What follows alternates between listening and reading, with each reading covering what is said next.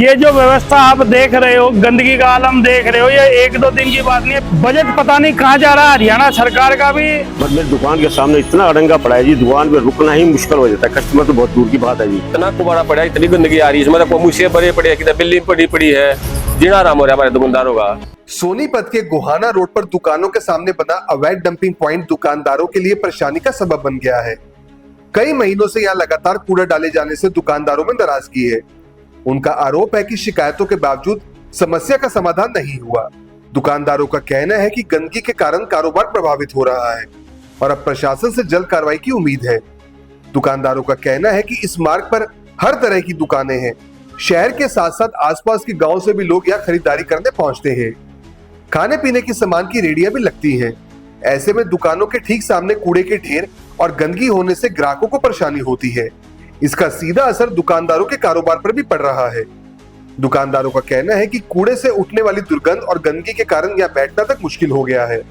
उनका आरोप है कि लंबे समय से समस्या बनी हुई है, लेकिन संबंधित अधिकारियों की ओर से कोई ठोस कदम नहीं उठाया गया। दुकानदारों का कहना है कि कई बार जिम्मेदार लोगों तक अपनी समस्या पहुंचाई गई, लेकिन हालात जस के तस बने हुए हैं। दुकानदारों में इस बात को लेकर भी नाराजगी है कि चुनाव के दौरान नेता उनकी समस्याएं सुनने और समाधान का भरोसा देने पहुंचते हैं, लेकिन चुनाव खत्म होने के बाद उनकी परेशानी की और कोई ध्यान नहीं देता। दुकानदारों का कहना है कि नेताओं के आने जाने से समस्या खत्म नहीं होगी, इसके लिए मौके पर पहुंचकर स्थायी समाधान करना जरूरी है। स्थानीय दुकानदारों ने प्रशासन से मांग की है कि गोहाना रोड पर दुकानों के सामने बने इस अवैध डंपिंग पॉइंट को तत्काल हटाया जाए, साथ ही यहाँ दोबारा कूड़ा न डाला जाए, इसकी भी व्यवस्था की जाए। दुकानदारों का कहना है कि सफाई व्यवस्था दुरुस्त होने से न केवल उनका कारोबार बेहतर होगा, बल्कि राहगीरों और खरीदारी के लिए आने वाले लोगों को भी राहत मिलेगी। ये जो व्यवस्था आप देख रहे हो, गंदगी का आलम देख रहे हो, ये एक दो दिन की बात नहीं है। पिछले 6 महीने से कम महीने में कुल 4 दिन या 10 दिन सफाई होती है। सफाई कर्मचारी हड़ताल पे हैं निरंतर 6 महीने से। म्युनिसिपल कॉर्पोरेशन के पास पैसा नहीं है तनख्वाह देने के लिए। बजट पता नहीं कहाँ जा रहा है हरियाणा सरकार का भी। और जो केंद्र सरकार ने अमृत योजना के तहत 1350 करोड़ रुपए का भी बजट भेजा था, वो पता नहीं कहाँ खत्म कर दिया हमारे मेयर साहब ने, सोनीपत की सरकार ने। अब ये देखो कितनी गंदगी का आलम है, लोग निकलते हुए भी यहाँ से बचते हैं। हमारा क्या हाल होगा, हम सुबह से शाम तक मार्केट के अंदर बैठे हुए हैं। 10 घंटे 12 घंटे ड्यूटी देना बहुत मुश्किल हो रहा है। मैं ये निगम प्रशासन को, सोनीपत के मेयर साहब को हाथ जोड़कर प्रार्थना करता हूं कि ये सफाई की व्यवस्था सुचारू रूप से चालू करवाई जाए, ताकि ये नरकीय जीवन से हमें कम से कम छुटकारा मिले। बाकी जो उन्होंने जो करना है अपनी मर्जी से करना है, सुनवाई किसी की करनी नहीं उन्होंने। वो सिर्फ फोटो खिंचवाने के रह रहे हैं। हमारे मेयर साहब भी और हमारे विधायक जी भी फोटो खिंचवाने हो सबसे आगे रहेंगे, काम कराना हो सबसे पीछे रहेंगे। इसकी सफाई जल्द से जल्द की जाए। बहुत बहुत धन्यवाद। अपनी दुकानदारी पर भी असर पड़ता है।